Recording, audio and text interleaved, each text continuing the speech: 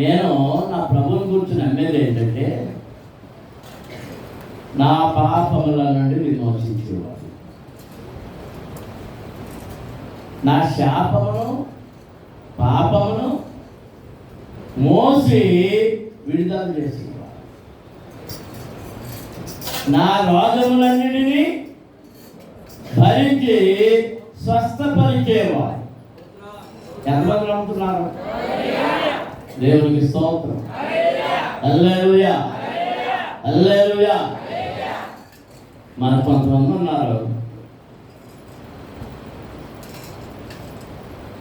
చేతికి లాక్ కంకణాలు, ఇంకా ఏంటో కాలుకో ఏదో వేలకి వాడికి ఏంటి అని అడిగితే ఈ లాక్ కంకణం వేసుకుంటానండి బాగుంటుందంట, ఏదో తెగులు రాదంట. మరి పార్థికుడి కోసం అవసరమా? నేను బాగా చేసేదేంటి? రావణే కదా ఈడే కంకణిస్తాం బాగా చేసేదండి. మరి ఆ కంకణం బాగా చేస్తున్నప్పుడు నేను పార్థికుడు చేయను, అనవసరం శ్రమ తప్ప. ఏ బాబా కొట్టమ్మా, ఇది కొట్టమ్మా వేసుకొచ్చాడు ఒకసారి ఎదురాలిగా, మరి నిన్నే కదా అడిగాను. అది ఆయన ఒకటే వేసుకొస్తాడు. ఏ కృష్ణ ఆయన ఏ బాబుడు కదా,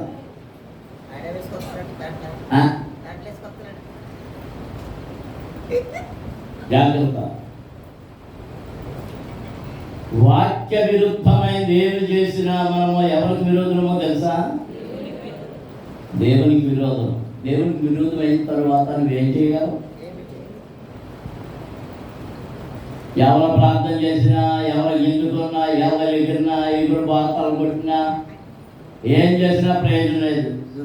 సరే ఎందుకు ఏది అమ్మాయి కాగితం తేలదా? వచ్చేవాళ్ళని చేస్తావా?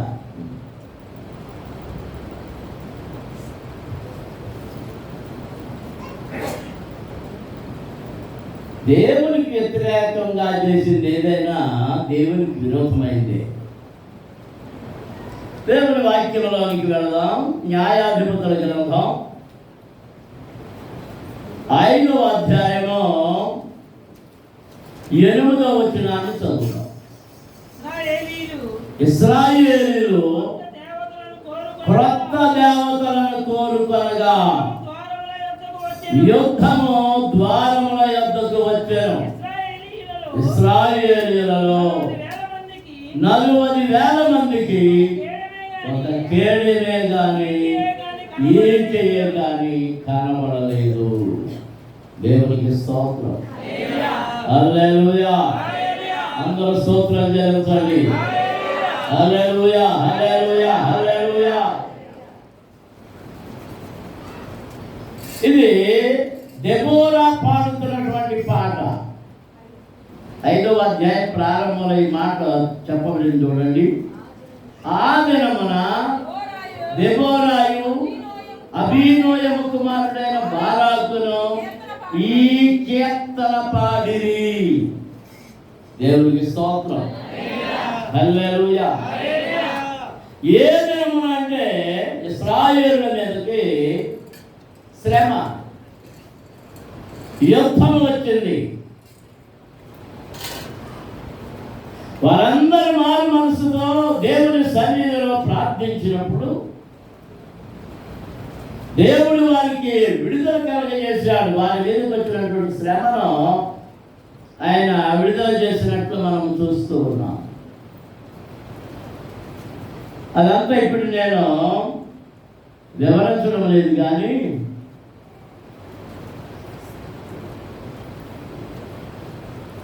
ఇశ్రాయేలు ప్రజలను బాధించడానికి సీసెరా అనేవాడు బయలుదేరి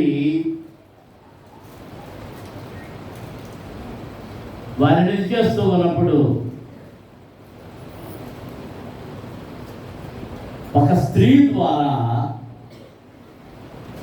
అతడిని చంపి ఇశ్రాయేలులకు విజయాన్ని కలుగజేశాడు.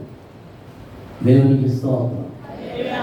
ఆ సమయంలో వారు పాడుతున్న పాట, దానిలో అర్థాన్ని మనం గ్రహించాలి. 8వ వచనంలో చెప్పబడిన మాట ఏంటంటే, ఇశ్రాయేలీయులు క్రొత్త దేవతలను కోరుకొనగా యుద్ధము ద్వారములంతకు వచ్చెను. ఇది మనకు హెచ్చరిక.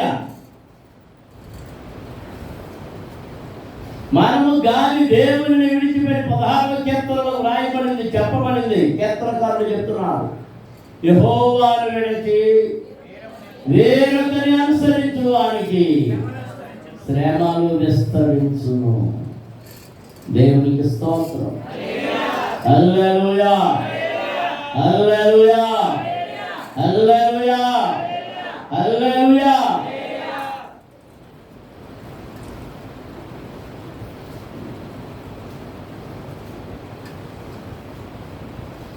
దేవుని విడిచిపెట్టి వేరొక దాన్ని కోరుకున్నారంటే మనస్సు చంచలమైనది, విశ్వాసము కలిగినది కాదు, అస్థిరమైనది.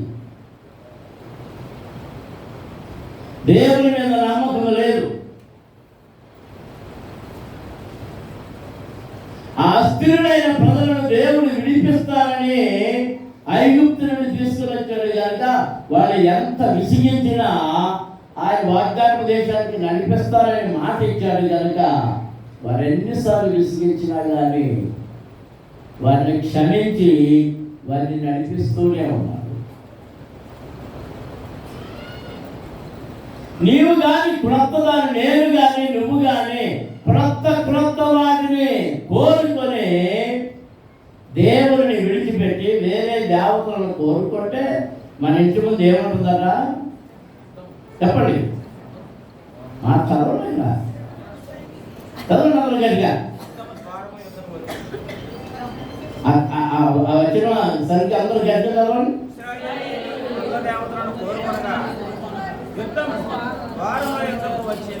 ఎక్కడికి వచ్చింది అంటే బొమ్మలోనే తెలిసింది. యుద్ధం ఎక్కడ జరగాలి? యుద్ధ రంగంలో జరగాలి. అంటే శత్రువు ఎక్కడికి వచ్చేసాడు? ఇప్పుడు శత్రువు ఎక్కడికి వచ్చేసాడు? ఇంటి ముందుకి వచ్చేసాడు. ఇంటి ముందుకి. దేవునికి స్తోత్రం. హల్లెలూయా, హల్లెలూయా, హల్లెలూయా, హల్లెలూయా.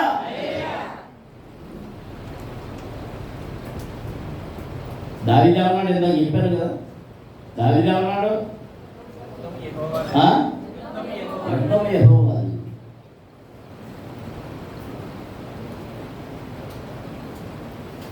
ఎర్ర సముద్రం అడ్డు వస్తే ఎర్ర సముద్రాన్ని మీరు ఏం చేయగలరు? ఏం చేయలేరు. కానీ ప్రభు అన్నాడు మోషేతో, ఈ వారిని తీసుకొని సాగిపో. ఆ కర్రతో ఆ సాగిపోవడం ప్రారంభించగానే ఎర్ర సముద్రం ఏమైపోయింది? పాయలుగా చేర్చబడి వారికి మార్గం ఇచ్చింది. దేవునికి స్తోత్రం. నీవు కానీ దేవుని మీదే ఆధారపడి ఉంటే శత్రువు నీ మీదకి వచ్చి చుట్టుముట్టిన శత్రువుకి ఏం జరుగుతుందో తెలుసా? లోతును జ్ఞాపకం చేసుకోండి. లోతు ఇంటికి ఎవరు వచ్చారు? సాయంత్రం వేళ అబ్రహాము దగ్గర నుండి బయలుదేరిన దూతలు వచ్చారు. వారిని చూసి ఆ సొదొమ గొమొర్రా వాళ్ళందరూ చుట్టూ చేరిపోయారు. ఆ క్రొత్తగా వచ్చిన వారితో పాపం చేయాలి. అక్కడ పురుష సంయోగులు భయంకరమైన పాపాలు ఆ సొదొమ గొమొర్రాలో లోతు ప్రతిమలాడాడు. పెళ్లిగాని కన్యకలన్న కుమార్తెలు ఉన్నారు. వారిని చెట్టుకొని కావస్తాయి, కానీ పరలోకంలో నుండి వచ్చిన వీరిని ముట్టుకోవద్దు మీరు. వాళ్ళు ఏం చేశారు, లోతుని తోసేశారు. లోతు ఎంతో భయంతో తలుపులన్నీ వేసేసి, అయ్యా మీరు బయటికి వెళ్ళొద్దు అన్నారు. ఎవరిని? అండ్ లోతు భయం ఏంటంటే, ఏం మర్చిపోయాడు? తన ఇంటికి వచ్చింది ఎవరైనా మర్చిపోయాడు? దేవదూతలు సర్వశక్తి వారికి తోడుగా ఉంటుంది అనే సంగతి మర్చిపోయారు. దేవదూతలు నవ్వుతున్నారు, వాళ్ళకు తెలుసు. అందరూ ఇంటిని చుట్టుముట్టేశారు. చుట్టుముట్టేసి దొమ్మిగా ఆ తలుపులు పగలగొట్టడానికి ప్రయత్నం చేసినప్పటికీ వాళ్ళకి ఏమొచ్చిందట? గుడ్డితనం. ఏమొచ్చేసింది?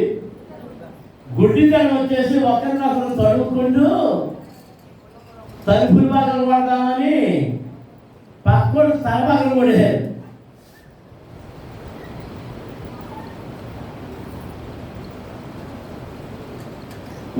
వాళ్ళే హాని చేసుకున్నారు.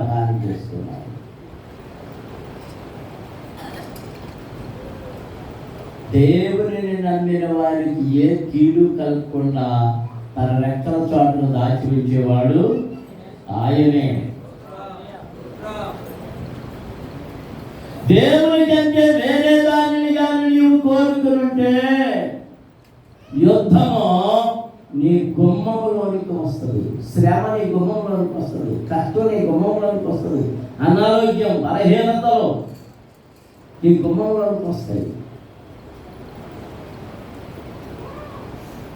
దేవుడే కానీ తోడుంటే సాతానుడిని ఎడల కలిగించేటువంటి భయభ్రాంతులు, భీతి, బలహీనతలు అన్నీ కూడా ఒక్క దెబ్బతో ఆయన ప్రేరిత గంటగానే అవన్నీ వెళ్ళిపోతాయి. అమ్మ దేవునికి స్తోత్రం చేయండి. హల్లెలూయా, హల్లెలూయా, హల్లెలూయా. దేవుని పిల్లలారా, దేవుని కృప మన మీద ఉండునట్లుగా దేవుని మాట వినాలి. ఎవరైతే దేవుని మాట విని ఆయన మాటకు అనుగుణంగా బ్రతుకుతారో, నడుస్తారో, వారికి ఆయన నిత్యము తోడుగా ఉంటాడు. దేవునికి స్తోత్రం. ప్రవాహములేమి చేయలేవు, వరదలేమి చేయలేవు, కరువులేమి చేయలేవు, ఖడ్గములేమి చేయలేవు, అపాయములేమి చేయలేవు, ఏమి చేయలేదు. ఎందుకంటే మన పక్షం ఎవరుంటారు? దేవుడే. ఎర్ర సముద్రమును చీల్చిన దేవుడు, యొర్దాను నదిని ఆపిన దేవుడు, పగల మేఘ స్తంభముగాను రాత్రి అగ్ని స్తంభముగాను వెలుగునిచ్చే దేవుడు మనకు తోడుగా ఉన్నాడు. నమ్మిన వారు దేవునికి స్తోత్రాలు. హల్లెలూయా. దేవుని పిల్లలారా, నేను ముగిస్తాను. ఇక నా హృదయం నెమ్మది పొందాలి అని ఎంతమంది కోరుకుంటున్నారు? నా కుటుంబంలో శాంతి ఉండాలని ఎంతమంది కోరుకుంటున్నారు? సమాధానంతో నేను ఉండాలని ఎంతమంది కోరుకుంటున్నారు? ఆరోగ్యంతో ఉండాలని ఎంతమంది కోరుకుంటున్నారు? ఇవన్నీ కావాలంటే మన గుడారంలో నుండి చెడుతనమును తొలగించాలి. యోబు గ్రంథంలో చెప్పబడింది, నీ గుడారంలో నుండి ఏం తొలగించాలి? చెడుతనం, చెడు ఆలోచనలు, చెడు తలంపులు, అసూయలు, కక్షలు, కర్పణ్యాలు, ఎగతాళి. ప్రభు నేర్పింది మనం నేర్చుకోవాలి.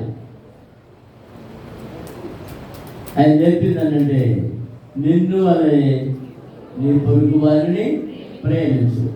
నిన్ను వలె నీ పొరుగు వారిని ప్రేమిస్తే నువ్వు ఎవరిని చూసి అసూయపడవు, ఎవరిని చూసి కుళ్ళుకో, ఎవరిని చూసి సణుక్కో. సణుగుడు గొడుగుడు వచ్చిందంటే నీలో ఏముందని అర్థం? అసూయ. నీవు ప్రభు వల్లే పొరుగు వారిని ప్రేమిస్తే ప్రభు నీరు ప్రకాశిస్తూ ఉంటాడు. ఇతరులకు నీరు ఆయన స్వరూపం కనబడుతుంది. మోకరించి ప్రార్థన చేస్తున్నారు.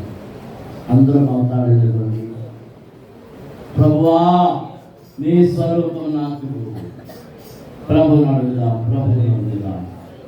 హల్లెలూయా, హల్లెలూయా, హల్లెలూయా.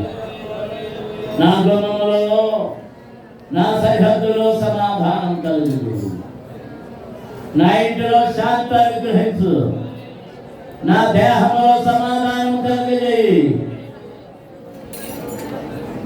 నీకు విరోధముగా ఉన్నదాన్ని దేనినైనా నాలో నుండి తొలగించు ప్రభువా. స్తోత్రం, స్తోత్రం, స్తోత్రం, స్తోత్రం.